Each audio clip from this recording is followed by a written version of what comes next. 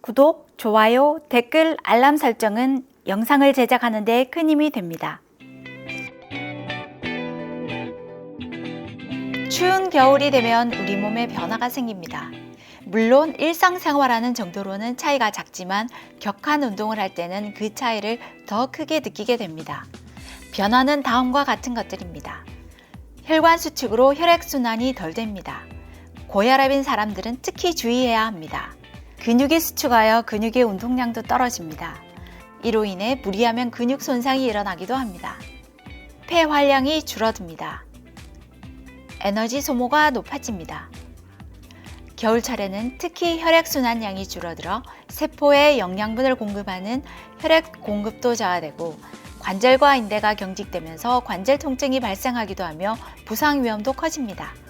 그래서 운동 강도를 높게 하기 어렵고 몸에 무리가 더 되어 선수들도 추운 겨울에는 실내 훈련과 웨이트 훈련에 비중을 더 많이 둡니다. 겨울철에 우리 몸은 생리적으로 체지방을 축적하려는 경향을 보입니다. 몸이 추위에 견디기 위해 몸이 알아서 준비하는 것이죠. 또한 겨울철에는 추위에 견디기 위해 휴식 대사량이 10%가량 증가합니다. 살찌기 쉬운 계절이기도 하지만 다이어트를 하기에도 좋은 계절이라는 것입니다. 겨울철에는 추위 때문에 몸이 움츠러들고 활동량이 적어지게 되는데 이를 극복하기만 하면 됩니다. 운동은 혈액순환과 근육 강화를 위해 필수적이지만 겨울에는 추운 밖에서 운동할 때 위험성이 증가합니다.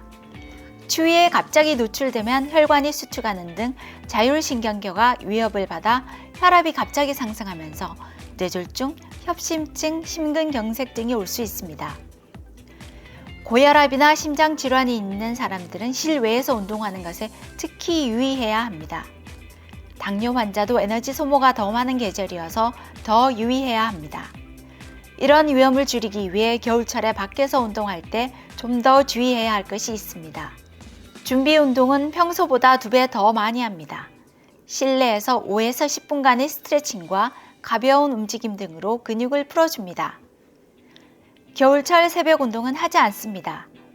새벽 공기가 상쾌하고 일찍 일어나 조용한 가운데 있는 것도 만족스럽기는 하지만 하루 중에서 대기의 요임이 가장 심할 때가 새벽입니다.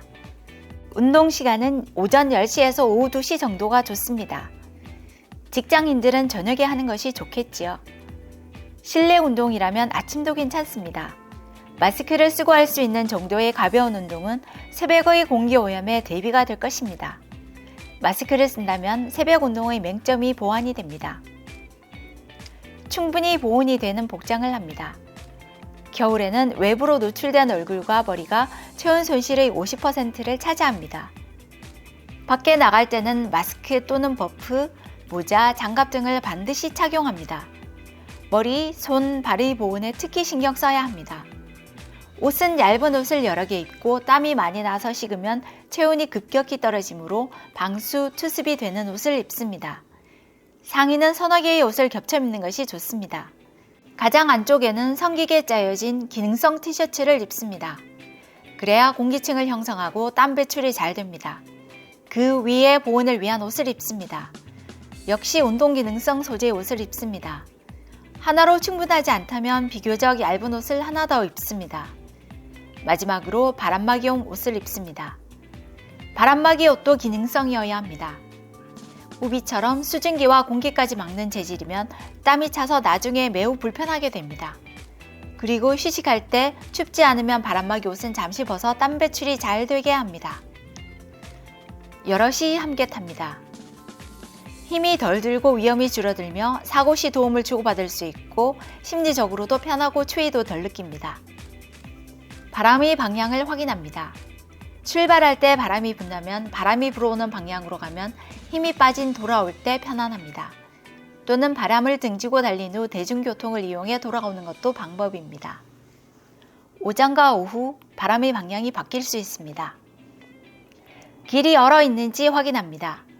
특히 그늘진 곳은 길이 얼어 있는지 확인하고 언 길에서는 반드시 내려서 끌고 갑니다. 간편하게 수리할 수 있게 준비합니다. 손이 시린 상태에서 펑크를 떼우기는 쉽지 않은 일이고 그때 식은 체온이 이후 주행에 좋지 않은 영향을 끼칩니다. 예비 튜브나 긴급 수리 부품을 휴대합니다. 무리다 싶으면 주저없이 대중교통이나 다른 교통편을 이용하여 복귀합니다. 잘 먹습니다.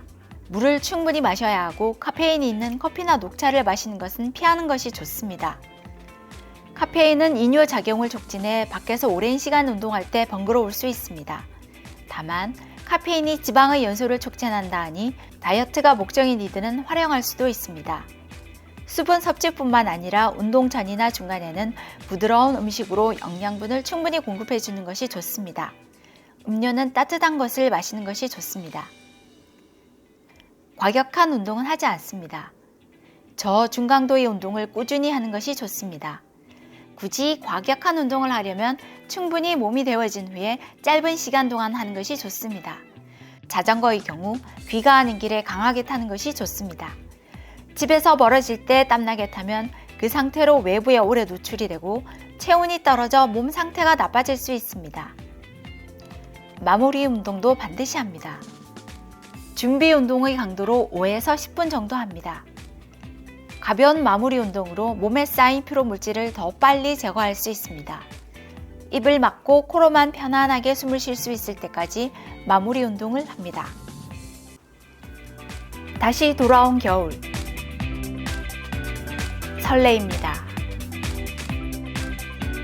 첫 겨울 라이딩을 하시는 분들도,